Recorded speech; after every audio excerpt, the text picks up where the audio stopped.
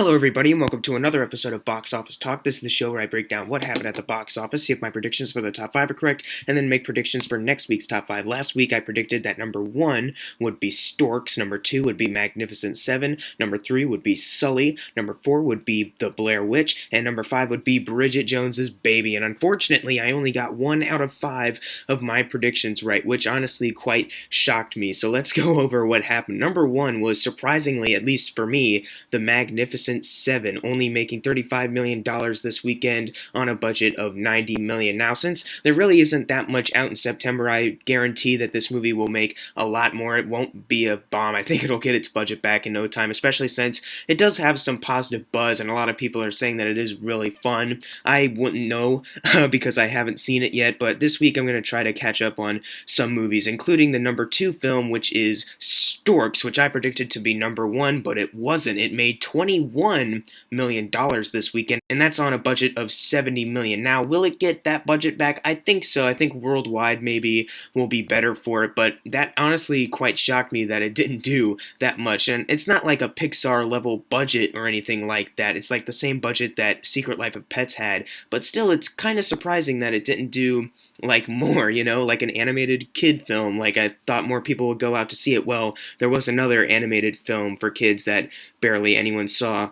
Cough, Kubo and the Two Strings. Cough. I don't know what's happening. Anyways, number 3 was Sully. This weekend it made $13 million, and that adds to a total of $92 million. So it's $8 million away from getting to the $100 million mark. That's very good for the film, and I actually finally saw Sully today. I know, it's been 2 weeks since its release, but finally, I saw it, and I think this is the kickoff for my catch-up week this week, especially since Miss Peregrine and Deepwater Horizon are next week. I got a lot of catching up to do, because Sully is the only movie that I have seen in September that officially came out in September, so yeah, I'm behind, but my thoughts will come in a future video.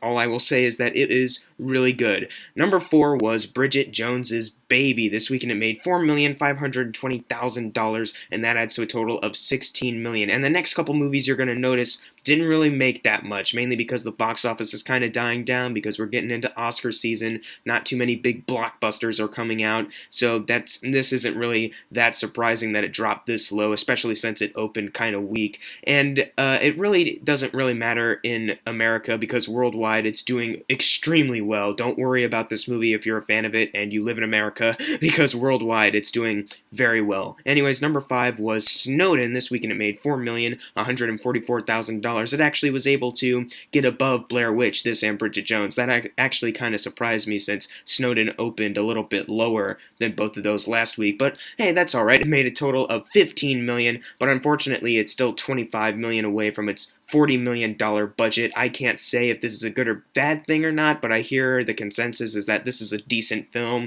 so maybe it is. I'm not really sure. All I know is that Joseph Gordon-Levitt's really striking out. Like last year we had The Walk, that didn't do too well, and now Snowden, and this isn't doing too well. It makes you just think that maybe JGL is a curse. Okay, maybe not that. He's actually really awesome, but I don't know. Anyways, number 6 was Blair Witch. This weekend it made $3,950,000, and that adds to a total of $16 million. So technically, it just tripled its budget since it's on a budget of 5, 10, 15. It's $1 million over that triple part. I don't know why a lot of people are saying, oh my god, it's a big failure. Not really. It's making a lot of money back considering its budget is so low. Like, apparently the director and writer actually joked about how their movie was failing, but it's not really that big of a failure if you really think about it. But maybe it is, since the first Blair Witch project was so successful, even though it's overpraised. Moving on, number 7, Don't Breathe. This weekend it made $3,800,000, and that adds to a total of $81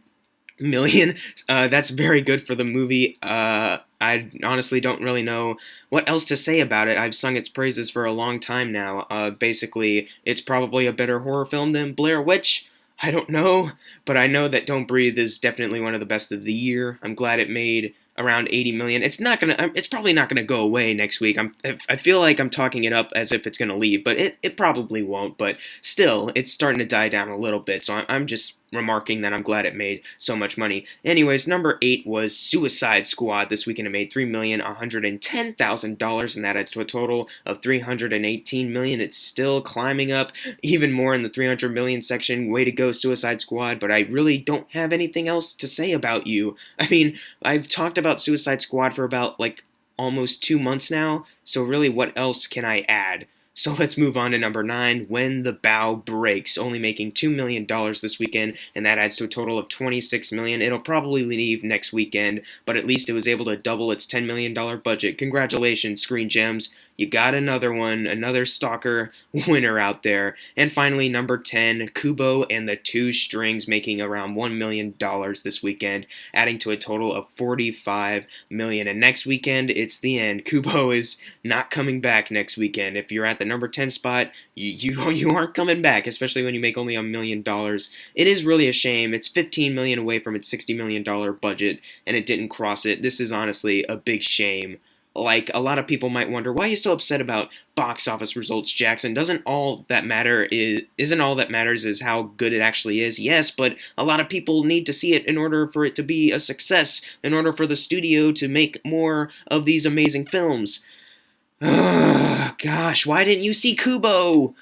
Anyways, now it's time for the predictions for next week's top 5. Now, I'm actually going to say number 1 will be Miss Peregrine's Home for Peculiar Children, since that's based off a book and it's a Tim Burton movie. I think some people will want to go see that. Then I'm going to say number 2 will be Deepwater Horizon. Then I'm going to say number 3 is The Magnificent Seven. I think it has enough where it'll be able to stick at the number 3 spot and be able to nudge out my number 4 choice, Masterminds. Then I'm going to say number 5 will be Storks. But what are your predictions for next week's top 5? Leave them in the comments below, and if you got your predictions right for this week, you're going to get a shout out right now. Unless you didn't get it right, then I'm so sorry. And as always, thank you guys for watching. Make sure to subscribe. I'm Jackson Fulcher. See you guys next time.